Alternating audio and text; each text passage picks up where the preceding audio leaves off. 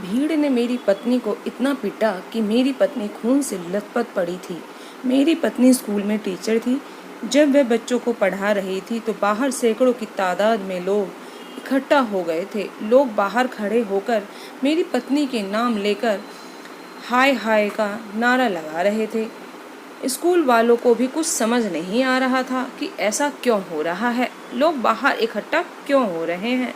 लेकिन जैसे ही मेरी पत्नी बाहर आई तो सारी पब्लिक उस पर टूट पड़ी और उसको इतना मारा कि वो खून से लथपथ हो गई। स्कूल ने पुलिस को कॉल करके बुलाया तो पुलिस ने मेरी पत्नी को भीड़ से निकलकर उसको हॉस्पिटल में भर्ती करवाया। जब पुलिस ने लोगों से पूछा कि आप लोग ऐसा क्यों कर रहे हैं, तो वहाँ खड़ी भीड़ से जो जवाब आई वो सुनकर पुलिस वाले भी चौंक गए और मेरे पैरों तले से जमीन खिसक गई। मेरी पत्नी को उस गलती की सज़ा मिल रही थी जो उसने कभी की ही नहीं थी। मेरा नाम सुमित है और मेरी पत्नी का नाम प्रीति है। जब हमारी शादी हुई तो मैंने अपनी पत्नी से पूछा कि तुम्हें मुँह दिखाई में क्या चाहिए। तो मेरी पत्नी ने कहा कि मुझे सोना चांदी का शौक नहीं है, मुझे कुछ नहीं चाहिए, मुझे पढ़ने का शौक है, मुझे पढ़ लिख कर एक टीचर बनना चाहती हूँ मैं। इसी वजह से मैं अभी शादी नहीं करना चाहती थी, लेकिन मेरे माता पिता को आप बहुत पसंद आ गए और मेरी शादी करवा दी। मैंने इस शादी का बहुत विरोध किया, लेकिन मेरे माँ बाप नहीं माने। मेरे घर वालों का मानना है कि लड़की के लिए पढ़ना लिखना इतना ज़रूरी नहीं है जितना एक अच्छा पति मिलना ज़रूरी होता है। इतना विरोध करने के बाद भी मेरी शादी आपसे करवा दी गई और हमारी शादी हो गई। मैंने जब अपनी पत्नी की सारी बातें सुनी तो मैंने उसको भरोसा दिलाया कि मैं तुमको पढ़ाऊंगा लिखाऊंगा और एक टीचर ज़रूर बनाऊंगा। मेरी ये बातें सुनकर मेरी पत्नी खुश हो गई। हमारी ज़िंदगी बहुत अच्छी चल रही थी। मैंने अपनी पत्नी का एडमिशन एक कॉलेज में करवा दिया और हम दोनों ने फैसला लिया कि जब तक मेरी पत्नी एक टीचर नहीं बन जाती हम लोग माता पिता नहीं बनेंगे, और मैंने ऐसा ही किया। मेरी पत्नी घर के काम के साथ साथ अपने पढ़ाई पर भी बहुत मेहनत कर रही थी।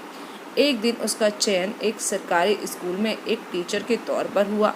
शादी के 5 साल बाद मेरी पत्नी एक टीचर बन चुकी थी। मेरी पत्नी एक गणित की टीचर थी। उसके टीचर बनने के 2 साल बाद हमारे घर एक प्यारी सी बच्ची का जन्म हुआ। हम दोनों माँ बाप बन चुके थे। हमारा जीवन खुशियों से भर गया। हमारा जीवन खुशहाल था कि अचानक से हमारे जीवन में एक दिन बहुत बड़ा तूफान आ गया और मेरी पत्नी जीते जी मर गई। उसके मुंह पर कालिक पोत दिया गया। मेरी पत्नी समाज के सामने मुंह दिखाने के लायक नहीं रही थी। एक दिन टीवी पर एक न्यूज़ आई जिससे हमारी ज़िंदगी बदल गई। न्यूज़ ये थी कि मेरी पत्नी स्कूल के लड़कियों को वेश्यावृत्ति के काम में धकेल रही है।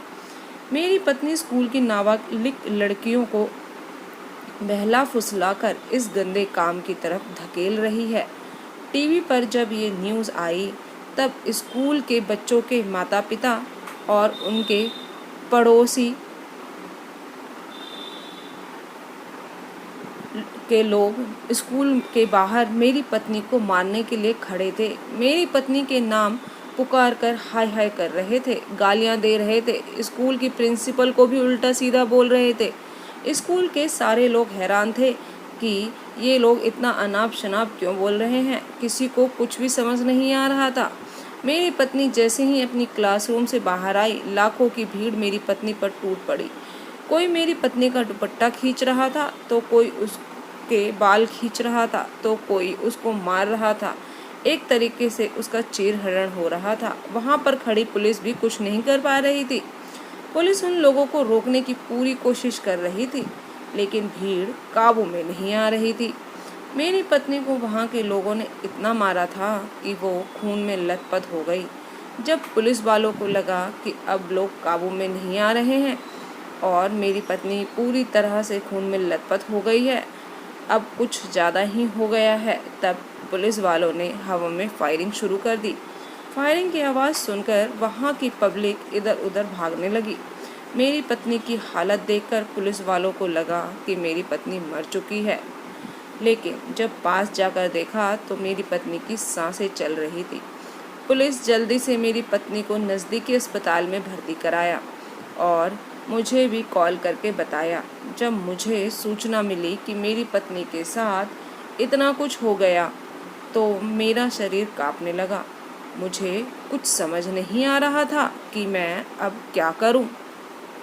मेरा शरीर सुन्न पड़ गया था और फिर मैंने अपनी बच्ची को लिया,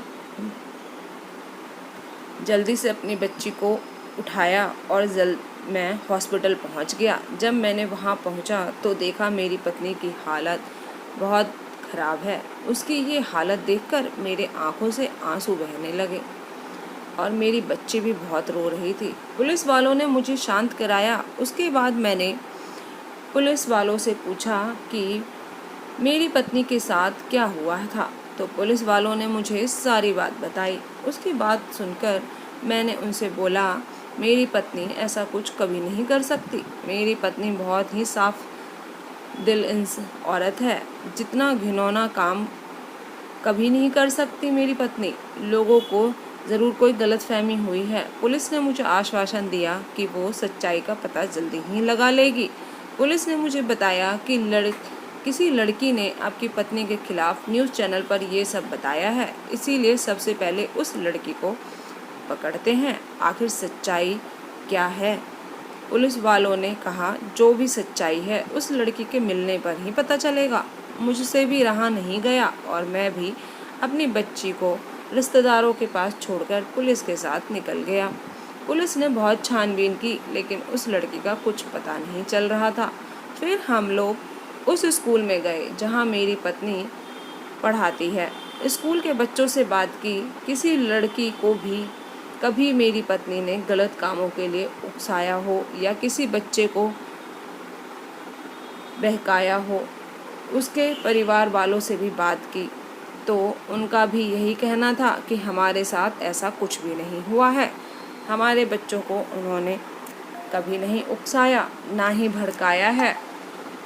सिर्फ इतना कहना था कि हमारे साथ ऐसा कुछ भी नहीं हुआ। सभी मेरी पत्नी की तारीफ़ कर रहे थे कि प्रीति मैम बहुत अच्छी हैं, बहुत अच्छा पढ़ाती हैं। अगर किसी बच्चे को कोई दिक्कत भी होती है तो बहुत अच्छे से समझाती है। उन्होंने कभी भी हमारे साथ कोई दुर्व्यवहार नहीं किया। उन्होंने हमें कभी भी किसी गलत काम के बारे में नहीं बताया और ना ही उकसाया। पुलिस वालों को और मुझे भी कुछ समझ नहीं आ रहा था कि वो लड़की कौन है जिसने न्यूज़ चैनल में जाकर मेरी पत्नी के खिलाफ कंप्लेंट की थी। फिर पुलिस वाले न्यूज़ चैनल पर गए जहां मेरी पत्नी की कंप्लेंट टीवी पर दिखाया गया था। वहां जाकर जो बात पता चली तो मेरे पैरों तले से ज़मीन ही खिसक गई और पुलिस भी चौंक गई कि कोई इंसान बदला लेने के लिए इस हद तक जा सकता है कि किसी इंसान की जान चली जाए। कोई इस हद तक कैसे गिर सकता है? दरअसल मेरी पत्नी के स्कूल में एक टीचर थी जो मेरी पत्नी को बिल्कुल भी पसंद नहीं करती थी, क्योंकि मेरी पत्नी को इस स्कूल में आए हुए ज़्यादा समय नहीं हुआ था। मेरी पत्नी को स्कूल के सभी लोग बहुत ज़्यादा पसंद करते थे। स्कूल के बच्चे तो मेरी पत्नी के गुणगान किए नहीं थकते थे, जो उस टीचर को बिल्कुल पसंद नहीं आता था। उस टीचर की जान पहचान उस न्यूज़ चैनल की रिपोर्टर के साथ थी, इसीलिए उस टीचर ने मेरी पत्नी को नीचा दिखाने के लिए, मेरी पत्नी का नाम खराब करने के लिए उस रिपोर्टर के साथ मिलकर किसी लड़की को पैसे देकर उसे एक्टिंग करवाई और उस लड़की से बुलवाया कि प्रीति नाम की टीचर स्कूल की लड़कियों को वेश्यावृत्ति की तरफ धकेल रही है और नाबालिग लड़कियों को गलत काम करने के लिए उकसा रही है। इस पूरी एक्टिंग को रिकॉर्ड किया गया और इस रिकॉर्डिंग को रिपोर्टर ने अपने न्यूज़ चैनल पर चला दिया, जिससे आम जनता भड़क गई और मेरी पत्नी को की ये हालत हो गई। मेरी पत्नी को उस गलती की सज़ा मिली जो उसने कभी किया ही नहीं था।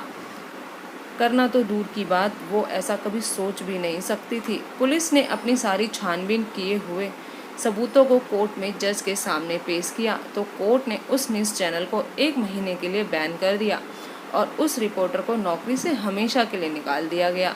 मैंने उस रिपोर्टर और टीचर के खिलाफ मानहानि का मुकदमा दर्ज किया, जिससे उनको कड़ी से कड़ी सज़ा मिल सके।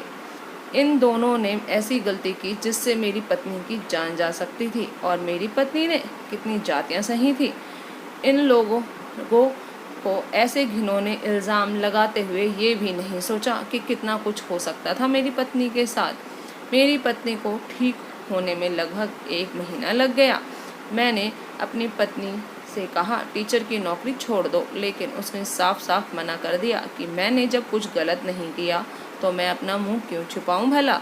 मुंह छिपाकर उस टीचर को बैठना चाहिए जिसने मुझ पर इतना घटिया इल्ज़ाम लगाया था।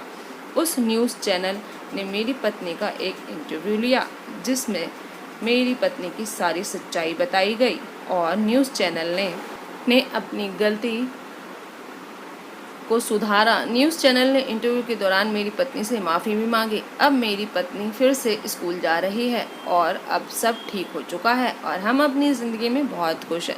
तो दोस्तों, आपको आज की कहानी कैसी लगी कमेंट करके ज़रूर बताइएगा। कभी भी किसी के लिए कोई गलत अफवाह नहीं फैलानी चाहिए, उसका क्या अंजाम होगा ये किसी को नहीं पता। तो आप बताइएगा आपकी इस कहानी पे क्या राय है। अगर चैनल पे न्यू है तो सब्सक्राइब कर लीजिएगा, पुराने हैं तो वीडियो पूरा देखने के लिए धन्यवाद। फिर मिलती हूँ एक नई कहानी के साथ। Bye bye.